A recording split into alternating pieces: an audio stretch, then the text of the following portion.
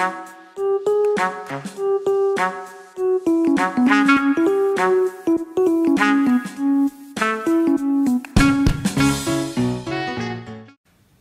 à tous, c'est Troisième, on se retrouve pour une nouvelle vidéo, toujours dans la cuisine. Cette fois-ci sur l'énergie, une forme particulière de l'énergie qu'on appelle l'énergie cinétique. L'énergie cinétique, c'est quoi? C'est l'énergie qui est associée à un objet en mouvement. À partir du moment où un objet est en mouvement, il va emmagasiner ce qu'on appelle de l'énergie cinétique. Alors pour faire cette expérience, on va prendre comme objet d'étude un tracteur Lego. Et ce tracteur Lego, on va d'abord réaliser un crash test témoin où on va lâcher ce tracteur donc sur une ligne tracée. Je vais aligner la roue arrière sur cette ligne. On va lâcher le tracteur pour faire un crash test sur un des petits personnages. On modifiera ensuite la masse en rajoutant une petite masse sur le tracteur pour voir si l'énergie emmagasinée lors du mouvement dépend de la masse. Et dans la troisième expérience, on ne partira non pas de cette ligne ici, mais au haut du plan incliné pour augmenter la vitesse de notre tracteur. Là encore, pour voir si la vitesse a une influence sur l'énergie emmagasinée.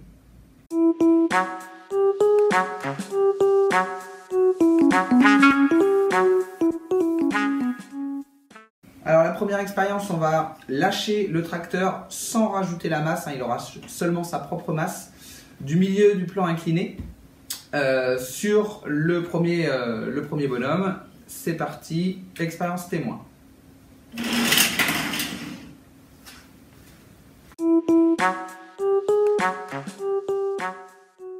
Deuxième expérience, j'ajoute la masse, le tracteur part toujours du milieu du plan incliné.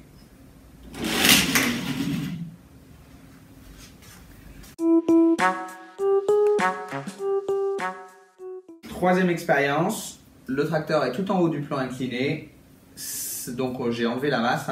Par contre, on va donc augmenter sa vitesse en partant de plus haut.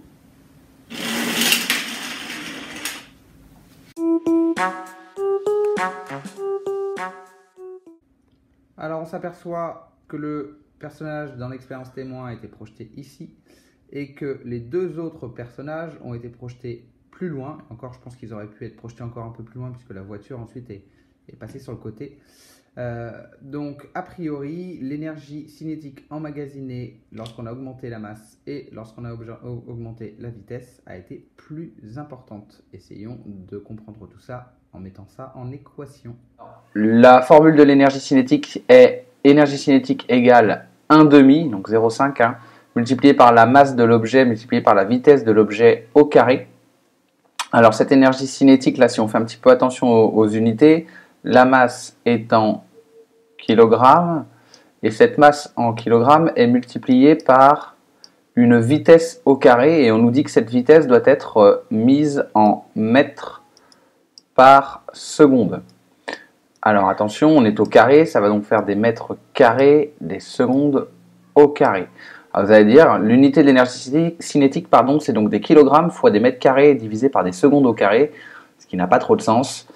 L'énergie cinétique est en joules. Alors bien sûr, les joules sont homogènes à des kilogrammes par mètre carré divisé par des secondes au carré. On vous dit attention aux conversions d'unités puisque dans beaucoup d'exercices, la vitesse de l'objet est souvent donnée non pas en mètres par seconde mais en kilomètres par heure, ce qui imposera un certain nombre de conversions. De même, la masse qu'on a tendance à mettre donc en grammes en chimie doit être en kilogrammes en physique. Et donc convertir là aussi, si besoin, la masse de votre objet.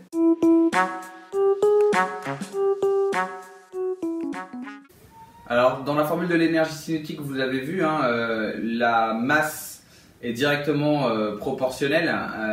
Donc en gros, si vous multipliez la masse par 2, vous allez multiplier l'énergie cinétique par 2. Par contre, la vitesse est au carré. Ça veut dire que si vous multipliez la vitesse d'un objet par 3, vous allez multiplier son énergie cinétique par 3 au carré, à savoir 9. Donc ce qu'il faut prendre en considération, c'est notamment dans la sécurité routière, si vous avez du coup une augmentation de la vitesse, donc en conséquence de ça, l'énergie cinétique associée au mouvement de votre véhicule sera d'autant plus importante que votre vitesse est élevée, puisque cette vitesse est au carré. Et donc si il y a un choc, et bien sûr, il faudra absorber cette énergie cinétique. C'est ce qui crée autant de dégâts lors d'un accident de la route notamment.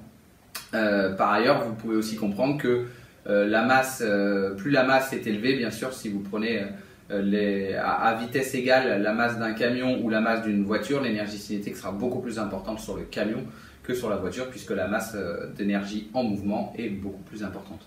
On se retrouve du coup la semaine prochaine pour une prochaine vidéo toujours sur l'énergie, cette fois-ci non plus l'énergie cinétique, on parlera d'énergie potentielle.